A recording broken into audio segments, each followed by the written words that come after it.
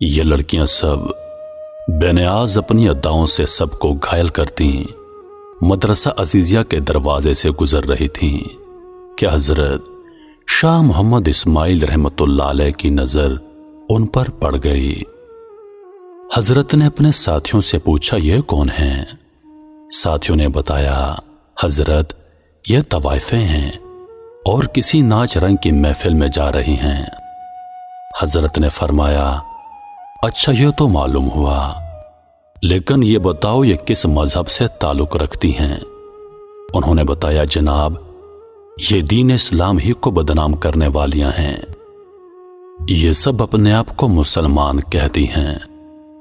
حضرت نے جب یہ بات سنی تو فرمایا، مان لیا کہ بد عمل اور یہ بد کردار ہی صحیح، لیکن کلمہ گو ہونے کے اعتبار سے ہوئی تو ہم مسلمانوں کی بہنیں، لہذا ہمیں انہیں نصیحت کرنی چاہیے، ممکن ہے کہ گناہ سے باز آ جائیں۔ ساتھیوں نے کہا، جناب ان پر نصیحت کیا خاک اثر کرے گی، بلکہ ان کو نصیحت کرنے والا تو الٹا خود بدنام ہو جائے گا۔ شاہ صاحب نے فرمایا، تو پھر کیا ہوا، میں تو یہ فریضہ ادا کر کے رہوں گا، چاہے کوئی کچھ بھی سمجھے۔ ساتھیوں نے عرض کیا، حضرت آپ کا ان کے پاس جانا بالکل ٹھیک نہیں، آپ کو پتا ہے کہ شہر کے چاروں طرف آپ کے مذہبی مخالفین ہیں جو آپ کو بدنام کرنے کا کوئی موقع نہیں چھوڑتے۔ آپ نے فرمایا، مجھے ذرا بھر بھی پرواہ نہیں، میں انہیں نصیحت ضرور کرنے جاؤں گا۔ اس کے بعد آپ تبلیغ حق و اصلاح کا عزم صادق لے کر گھر میں تشریف لائے، درویشانہ لباس سے تن کیا اور تن تنہا نائکا کی حویلی کے دروازے پر پہنچ گئے اور صدا لگائی، اللہ والیو دروازہ کھولو اور فقیر کی صدا سنو۔ آپ کی آواز سن کر چند لڑکیاں آئیں، انہوں نے دروازہ کھولا تو دیکھا کہ باہر درویش صورت بزرگ کھڑا ہے۔ انہوں نے سمجھا یہ کوئی گداگر فقیر ہے، سو انہوں نے چند روپے لا کر تھما دیے، لیکن اس نے اندر جانے کا اصرار کیا اور پھر اندر چلے گئے۔ شاہ صاحب نے دیکھا کہ چاروں طرف شمعیں اور قندیلین روشن ہیں، طوائف طبلے اور ڈھولک کی تھاپ پر رقص کر رہی ہیں، ان کی پازیبوں اور گھنگرو کی چھنکار نے عجیب سما باندھ رکھا ہے۔ چوہی نائکا کی نگاہ اس فقیر بے نوا پر پڑی، اس پر ہیبت طاری ہو گئی۔ وہ جانتی تھی کہ اس کے سامنے فقیرانہ لباس میں گداگر نہیں بلکہ شاہ اسماعیل کھڑے ہیں، وہ جو حضرت شاہ ولی اللہ کے پوتے اور شاہ عبدالعزیز شاہ رفیع الدین اور شاہ عبد القادر کے بھتیجے ہیں۔ نائکا تیزی سے اپنی کرسی سے اٹھیں اور احترام کے ساتھ ان کے سامنے جا کر کھڑی ہو گئیں۔ بڑے ادب سے عرض کیا، حضرت آپ نے ہم سیاکاروں کے پاس آنے کی زحمت کیوں کی؟ آپ نے پیغام بھیج دیا ہوتا، ہم آپ کی خدمت میں حاضر ہو جاتی ہیں۔ آپ نے آنکھیں بند کیے بغیر نامحرم سے کہا، بڑی بھی تم نے ساری زندگی لوگوں کو راگ اور سرور سنایا ہے، آج ذرا کچھ دیر ہم فقیروں کی صدا بھی سن لو۔ جی سنائیے، ہم مکمل توجہ کے ساتھ آپ کا بیان سنیں گی۔ یہ کہہ کر اس نے تمام طوائفوں کو پازیبیں اتارنے اور طبلے ڈھولکیاں بند کر کے وہ سننے کا حکم دے دیا۔ وہ ہماتن گوش ہو کر بیٹھ گئیں۔ حضرت شاہ اسماعیل رحمت اللہ علیہ نے قرآن پاک نکال کر سورہ التین کی تلاوت فرمائی۔ آپ کی تلاوت اس قدر وجد آفریں اور پرسوز تھی کہ طوائفیں بے خود ہو گئیں۔ اس کے بعد آپ نے آیت مبارکہ کا دلنشین انداز میں ترجمہ کر کے بیان شروع کر دیا۔ آپ کا یہ خطاب زبان کا کانوں سے خطاب نہیں تھا، بلکہ یہ دل کا دلوں سے اور روح کا روحوں سے خطاب تھا۔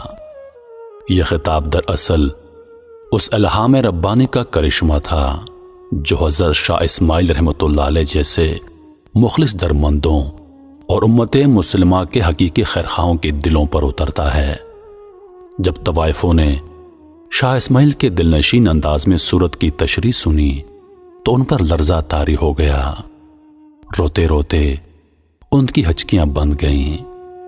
حضرت شاہ اسماعیل رحمۃ اللہ علیہ نے جب ان کی آنکھوں میں آنسوں کی جھڑیاں دیکھیں تو انہوں نے بیان کا رخ توبہ کی طرف موڑ دیا اور بتایا، جو کوئی گناہ کر بیٹھے تو اللہ سے اس کی معافی مانگ لے تو اللہ بڑا رحیم ہے، وہ معاف بھی کر دیتا ہے، بلکہ اسے تو اپنے گناہگار اور سیاکار بندوں کی توبہ سے بہت خوشی ہوتی ہے۔ آپ نے توبہ کے اتنے فضائل بیان کیے کہ ان کی سسکیاں بند گئیں۔ کسی ذریعے سے شہر والوں کو اس بحث کی خبر ہو گئی۔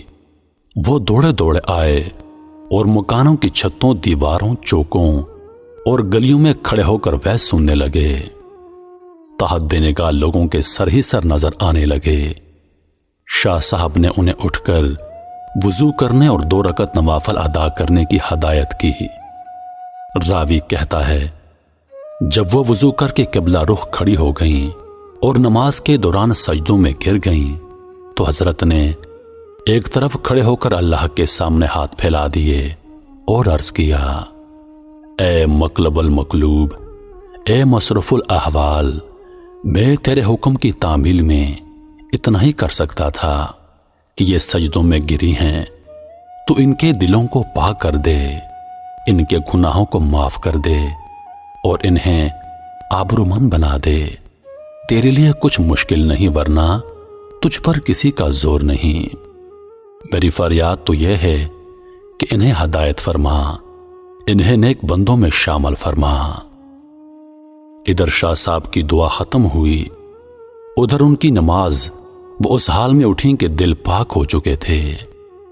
اب شاہ صاحب نے عفت مآب زندگی کی برکات اور نکاح کی فضیلت بیان کرنا شروع کر دی اور اس موضوع کو اس قدر خوش اسلوبی سے بیان کیا کہ تمام طوائفیں گناہ کی زندگی پر کف افسوس کرنے لگیں اور نکاح پر راضی ہو گئیں۔ چنانچہ ان میں سے جوان عورتوں نے نکاح کرا لیے اور جو زیادہ عمر والیاں تھیں انہوں نے گھروں میں بیٹھ کر محنت مزدوری سے گزارا کرنا شروع کر دیا۔ کہتے ہیں ان میں سب سے زیادہ خوبصورت موتی نامی خاتون تھیں۔ جب اس کے سابقہ جاننے والوں نے شریفانہ حالت اور سادہ لباس میں مجاہدین کے گھوڑوں کے لیے ہاتھ والی چکی پر دال پیستے دیکھا تو ان سے پوچھا، وہ زندگی بہتر تھی جس میں تو ریشم و حریر کے ملبوسات میں شاندار لگتی اور تجھ پر زیور نچھاور ہوتے تھے، یا پھر یہ زندگی بہتر ہے جس میں تیرے ہاتھوں پر چھالے پڑے ہوئے ہیں؟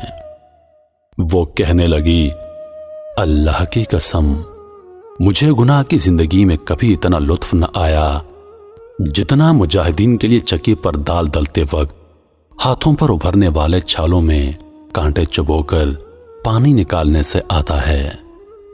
میرے محترم عزیز دوستو، گناہ کا دروازہ ہمیشہ کے لیے کھلا ہے، اور جب تک یہ دروازہ کھلا ہے اللہ پاک تمام دنیا کے انسانوں کے گناہ معاف کرتا رہے گا۔